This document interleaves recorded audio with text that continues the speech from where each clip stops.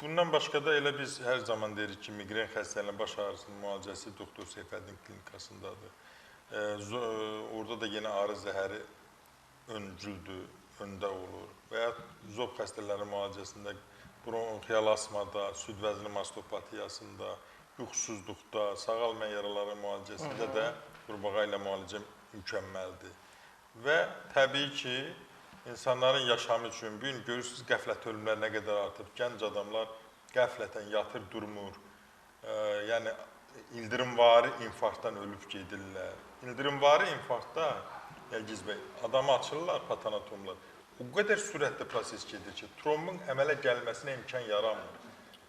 Ürəyin daxilində ki, o formalar o qədər sürətli ölüm yaranır. Vaxt azlığı olur onun formalaşmasına. Ancaq zəli qoyduranda 6 ay infarkt, trombun əmələ gəlmir və onun infarkt, insult qorxusu yaşamırsa, 6 ay sərbəst qandırıcı içmədən, qandırıcılar da tərkibində turşu var, mədən selin kirəsini yandırır, kök verir, qastrit eroziya verir, yara mələtdirir, qan axma verə bilir. Ona görə də təbii üsullarla müalicə insanlarımız son vaxtlarda təbii ki, istiqaməti artırıblar.